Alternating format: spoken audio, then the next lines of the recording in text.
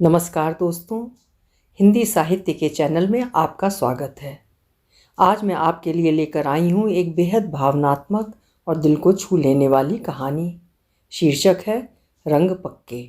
लिखा है हिंदी की प्रतिष्ठित एवं सशक्त कथाकार सुधा जुगरान जी ने। ये कहानी हमें बताती है कि सच्चा प्यार उम्र, परिस्थितियों और समाज की दीवारों से कहीं ऊपर होता है। जब रिश्ते दिल से बनते हैं तो उनके रंग कभी फीके नहीं पड़ते। आइए सुनते हैं एक ऐसे ही रिश्ते की कहानी जिसमें ज़िंदगी ने कई मोड़ दिए, लेकिन अंत में खुशियों के रंग हमेशा के लिए पक्के हो गए। अक्षर क्लिनिक के लिए तैयार हो रहा था कि तभी मम्मी आ गई। बेटा, शाम को चलें लड़की से मिलने।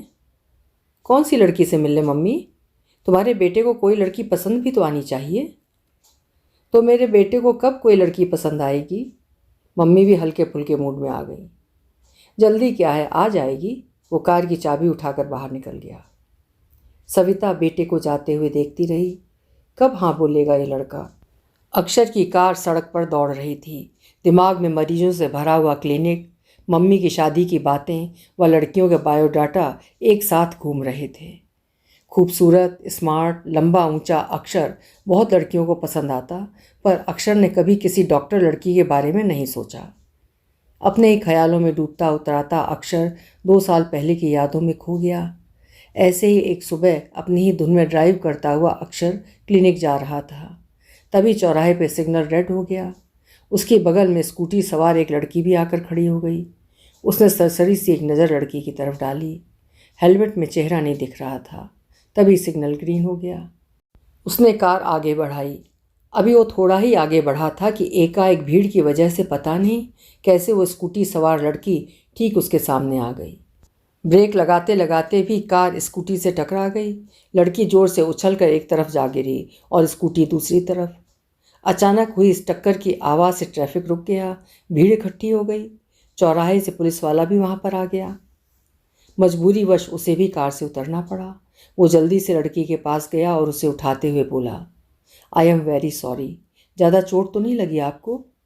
लड़की भी तब तक किसी तरह खड़ी हो गई थी। लड़की ने पैर रखने की कोशिश की तो लड़खड़ा गई। उसके घुटने में चोट लग गई थी। अक्षर ने देखा उसकी चिन्ह से भी खून बह रहा था। अभी वो कुछ कहता कि भीड़ में से कुछ लोग उस पर चढ़ने की कोशिश करने लगे। लड़की का दिल किया जोर की डांट पिलाए उसे, पर उस शरीफ युवक के चेहरे से टपकती शराफत के कारण वो कुछ बोल नहीं पाई। भीड़ उसे घेरने लगी तो बस इतना ही बोल पाई, रहने दीजिए आप लोग, गलती से हो गया, मेरी भी गलती थी, जाइए अपना काम कीजिए। कह कर वो लंगड़ाती हुई सड़क के किनारे की तरफ बढ़ गई। हेलमेट अभी भी उसके सिर पर बंधा था। अक्षर को क्लिनिक के लिए देर हो रही थी, पर मौके का तकाजा यही था कि जिस लड़की ने चोट खाकर भी उसे भीड़ से बचाया था वो उसकी मदद करे। उसने अपनी कार एक तरफ खड़ी की और उसके पास चला गया। चलिए आपको डॉक्टर के पास ले चलता हूँ, कहीं फ्रैक्चर ना हो गया हो। जी नहीं, इसकी कोई ज़रूरत नहीं। लड़की इस बार थोड़ी कठोरता से बोली और अपनी स्कूटी स्टार्ट करने की कोशिश करने लगी। ऐसे कैसे जाएंगी आप? आपकी चिन्ह से खून बह रहा है। सुनकर लड़की ने अपना हेलमेट उतारा और स्कूटी के मिरर में अपना चेहरा देखने लगी। अक्षर ठगा सा उस खूबसूरत लड़की को देखता ही रह गया। लंबी छरहरी सुडौल देह यष्टि, बड़ी बड़ी मासूम आँखें, दुग्ध और शहद के मिश्रण जैसा रंग, तीखे नैन नक्श और तराशे भरे होंठों के कारण दिखता उसका भूला सा चेहरा। बिना पलक झपकाए उसे थोड़ी देर देखता ही रह गया। अपने बैग से रुमाल निकाल वो घाव को दबाकर खून रोकने की कोशिश कर रही थी। लड़की दोबारा अपनी स्कूटी स्टार्ट करने की कोशिश करने लगी। अक्षर ने चाबी घुमाकर स्कूटी बंद कर दी। ये क्या कर रहे हैं आप? लड़की का गुस्सा उसके प्रति पूर्ववत था। मैं आपको ऐसे नहीं जाने दे सकता। आप मेरे साथ डॉक्टर के पास चलिए। मुझे नहीं जाना है, देर हो रही है मुझे, लड़की भन्नाती हुई बोली। आप चुपचाप मेरे साथ चलिए, वो स्कूटी की चाबी निकालते हुए तनिक रोष में बोला। लड़की फिर भी चुप खड़ी रही।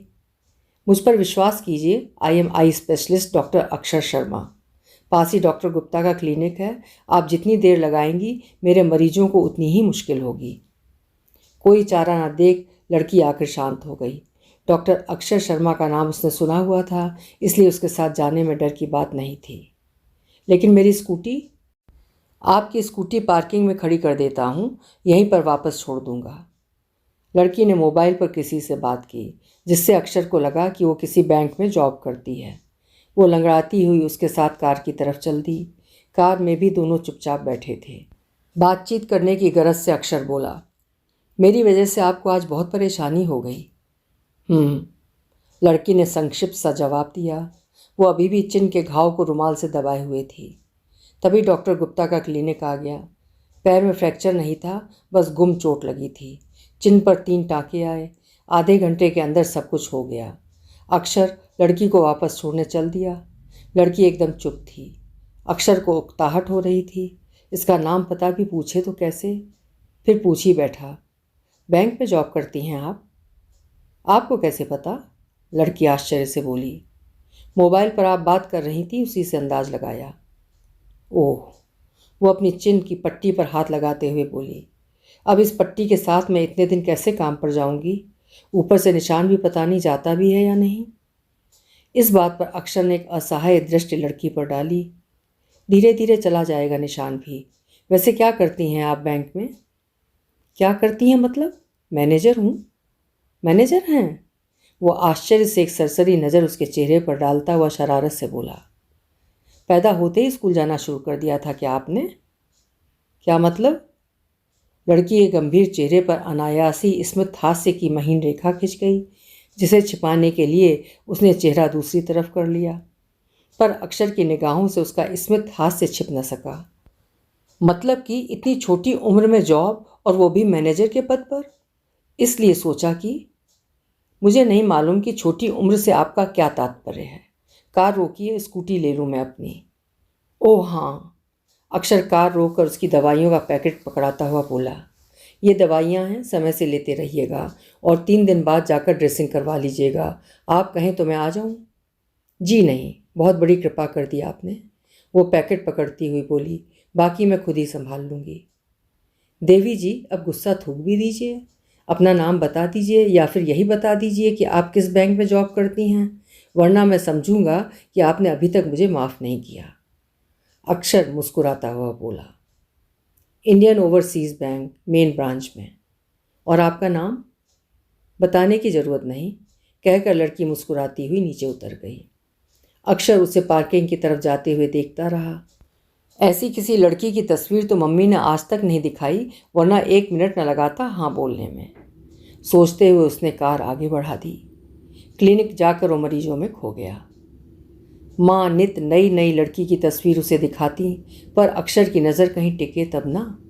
जब भी किसी लड़की की फ़ोटो पर नज़र डालता, फ़ोटो के पीछे से वही एक्सीडेंट वाली लड़की मुस्कुराती हुई अपने समस्त भोलेपन के साथ उसकी आंखों में उतर जाती। उसे अपने क्लिनिक के लिए नई मशीनें खरीदनी थीं, जिसके लिए उसे लोन की आवश्यकता थी। समय निकाल कर वो इंडियन ओवरसीज़ बैंक चला गया। बैंक में चारों तरफ सरसरी नज़र डालता वो बैंक मैनेजर के कमरे में चला गया। मैनेजर को अपना परिचय देकर उसे अपना मकसद समझाया। डॉक्टर अक्षर, आप मिसेज तिवारी के पास चले जाइए। वो उठकर मैनेजर के बताए अनुसार चला गया। कमरे के अंदर संबंधित अधिकारी अपने अपने कार्य में व्यस्त थे। एक मेज पर उसे एक्सीडेंट वाली लड़की क्लाइंट से बात करती हुई दिख गई। अक्षर जाकर उसके सामने वाली कुर्सी पर बैठ गया। लड़की ने नज़र उठाकर उसकी तरफ देखा और चौंक गई। आप यहाँ? कहते कहते उसका हाथ अनायास अपनी चिन पर चला गया। टाँके तो कट गए थे, पर वहाँ की त्वचा अभी भी उभरी हुई व सख्त थी। जी, आपको ढूंढते ढूंढते आ ही गया। कैसी हैं आप? ठीक हूँ आपकी दया से, वो लगभग व्यंग से बोली। मुझे क्यों ढूंढ रहे थे? दूसरी टांग भी तोड़नी है क्या मेरी? अक्षर को जोर की हंसी आने को हुई, पर माहौल को देखकर रोक ली। आप अभी तक नहीं भूली? लगता है आपने मुझे माफ़ नहीं किया। नहीं, ऐसी कोई बात नहीं। इस बार लड़की संजीदा हो गई। कहिए, मैं आपकी क्या मदद कर सकती हूँ? दरअसल मुझे लोन लेना है, उसी सिलसिले में मिसेस श्वेता तिवारी से मिलना है। मैं ही हूँ श्वेता तिवारी। किस तरह का और कितना लोन चाहिए आपको? लड़की व्यस्त भाव से बोली। आप श्वेता तिवारी? अक्षर को लगा किसी ने उसे ऊंची बिल्डिंग की छत से नीचे धक्का दे दिया।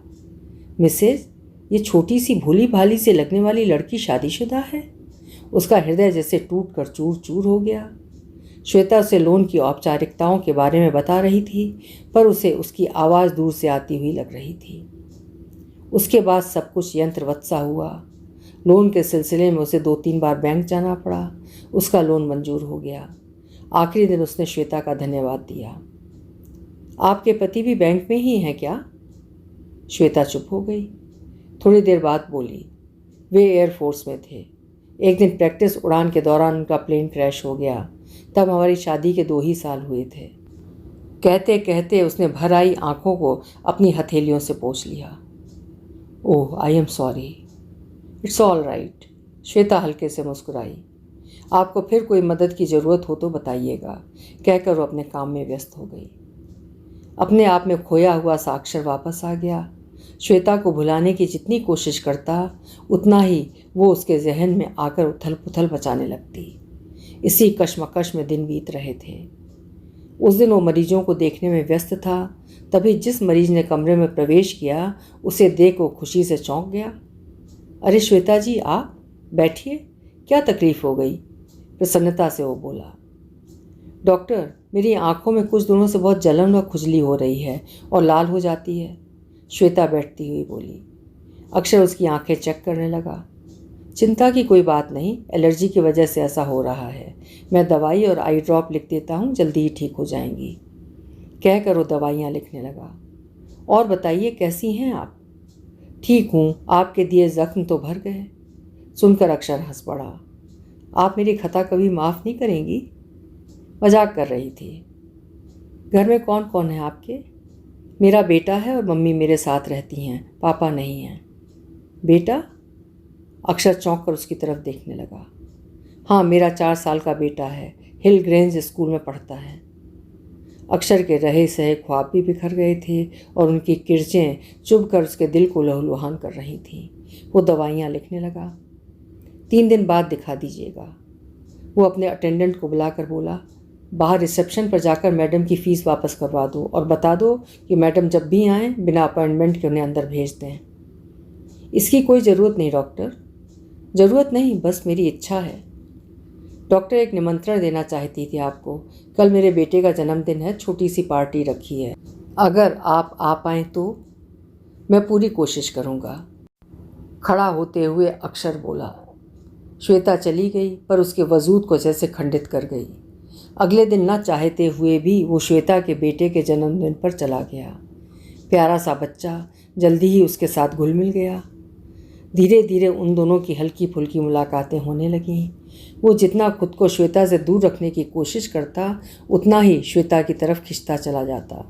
उसके बिना ज़िंदगी खोखली लगने लगी थी। हालांकि वो जानता था मम्मी को इस विवाह के लिए मना पाना टेढ़ी खीर है। अक्षर की कार क्लिनिक के गेट पर आ खड़ी हुई थी।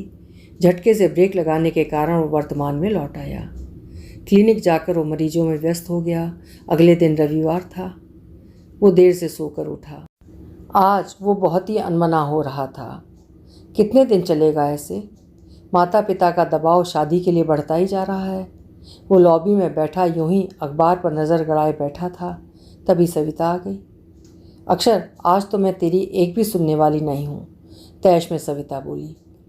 क्या हुआ मम्मी, बहुत ख़राब मूड में हो सुबह सुबह? तभी अमन भी आ गए। क्या हुआ भाई, सुबह सुबह चक्रव्यूह की रचना क्यों कर रही हो बेचारे अभिमन्यु के लिए?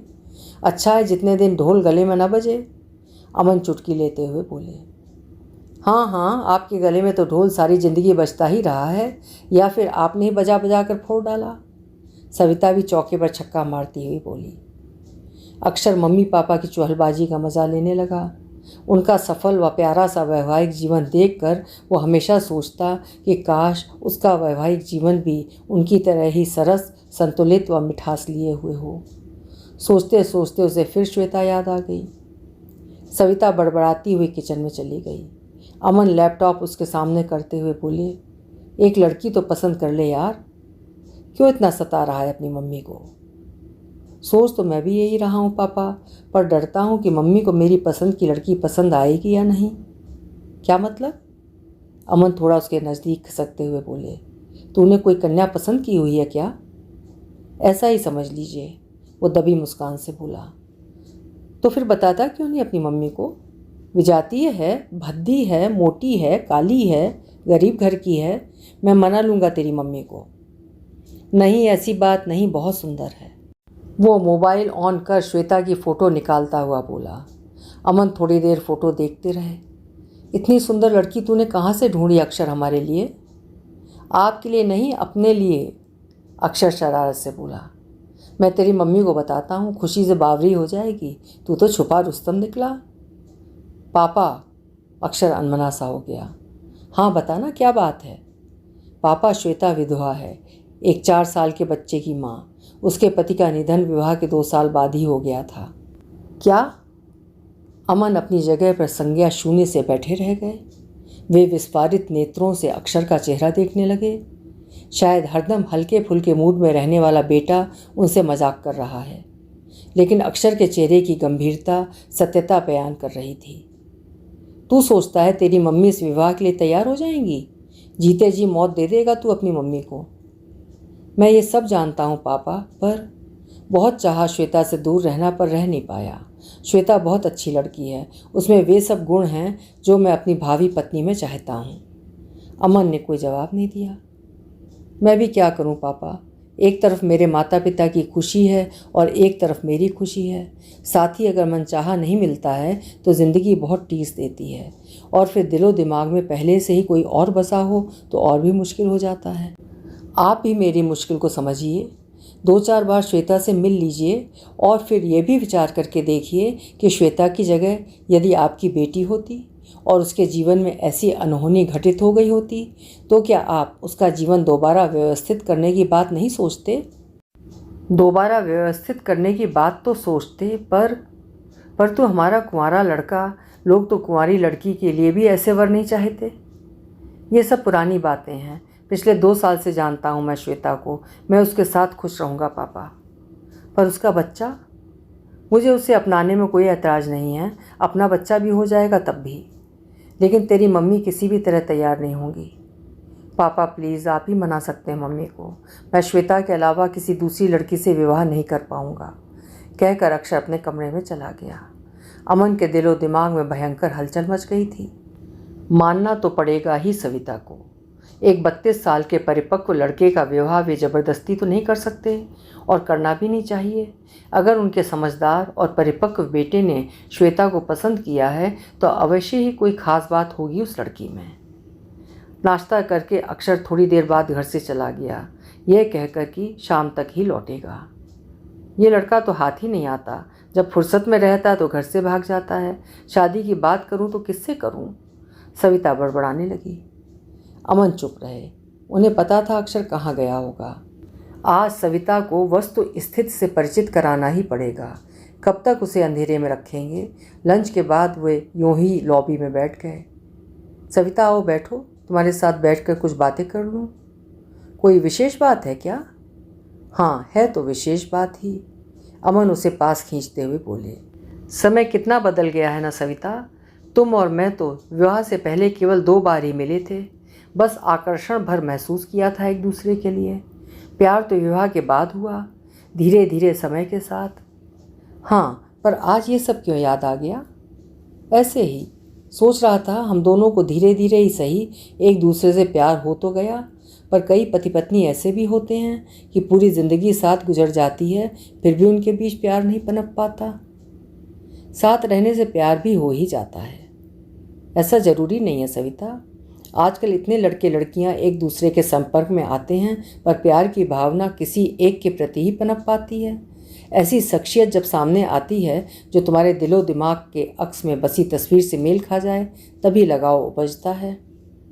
हाँ ये भी है, पर आप ये सब क्यों कह रहे हैं?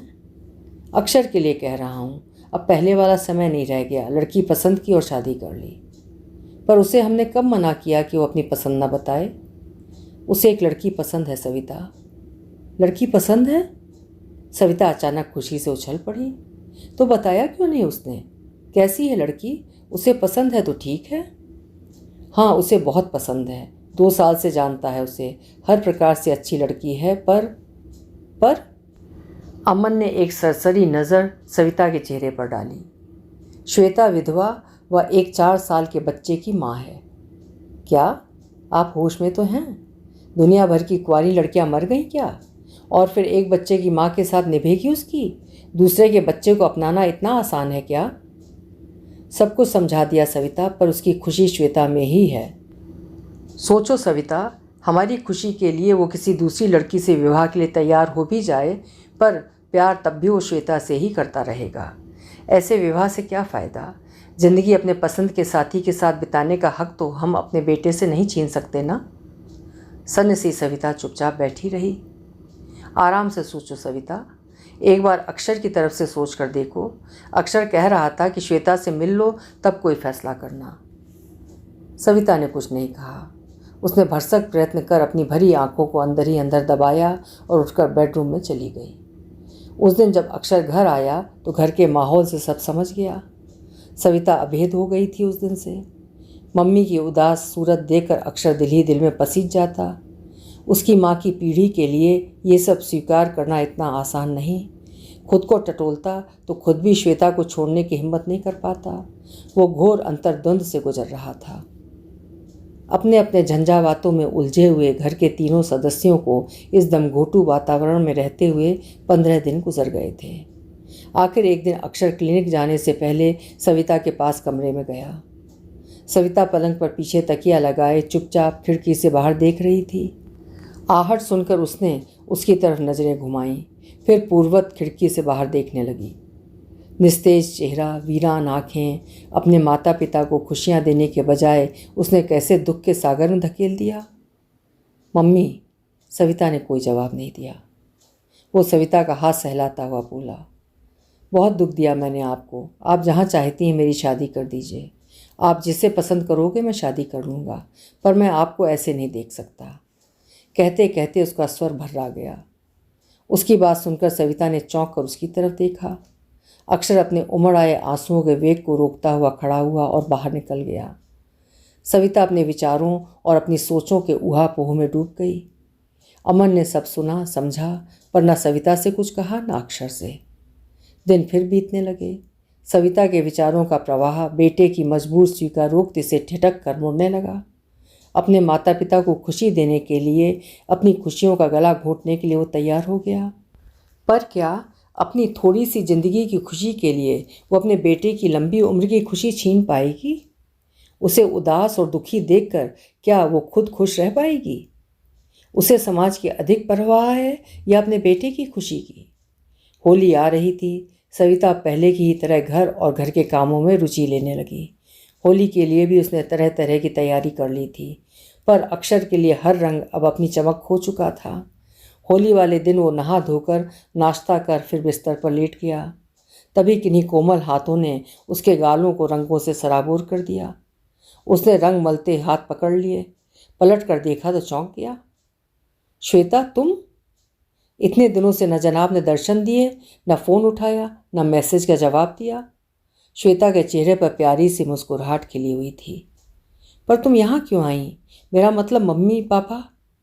अक्षर पशोपेश में पड़ गया। कैसे नहीं आती? कल मम्मी पापा आए थे मुझे बुलाने। क्या मम्मी तुम्हें बुलाने आई थी? वो अविश्वास से बोला। हाँ, वे मुझे अपनी बहू बनाना चाहती हैं। क्या सच? कहकर अक्षर श्वेता को पकड़ने दौड़ा। तब तो जो रंग तुमने मेरे गालों पर लगाया है उसी से तुम्हें रंग दूंगा। श्वेता उसे चिढ़ाते हुए बाहर भाग गई। अक्षर अंदर आती सविता से टकरा गया। नजरें नीची कर वो मुस्कुराने लगा। उसके चेहरे से फूटती खुशी को आत्मसात करती सविता की निगाहें बेटे के चेहरे को प्यार से निहारने लगीं। अचानक खुशी से उमगता हुआ अक्षर उससे लिपट गया। Thank you mummy, thank you. उसकी भर्राती आवाज़ खुशी के आवेग से काँप रही थी। सविता ने प्यार से बेटे को गले लगा लिया। कितने दिनों का अवसाद छट गया था दोनों के दिलों से। अमन भी मुस्कुराते हुए बगल में आ खड़े हुए। भागती हुई श्वेता भी वापस आकर उसके पास खड़ी हो गई। इसकी तो मैं आज दूसरी टांग भी तोड़कर रहूँगा, कहकर उसने श्वेता को पकड़ना चाहा। श्वेता खिलखिलाकर बाहर की तरफ भाग गई। बाहर जाकर बरामदे की सीढ़ियों से उलझकर मोच खाकर वहीं बैठ गई। अक्षर भी उसके बगल में बैठ गया। क्या हुआ? मेरी टांग के पीछे क्यों पड़े हो? लगता है इस बार दूसरी टांग में मोच आ गई। कोई बात नहीं, डॉक्टर गुप्ता के क्लिनिक पर ले चलता हूँ। अक्षर ने पास रखी रंगों से भरी बाल्टी उसके ऊपर उलट दी। ओह, ये क्या कर दिया, पूरा रंग दिया। अब की बार के रंग पक्के हैं श्वेता, अब कभी तुम्हारे दामन के रंग नहीं फीके पड़ने दूंगा।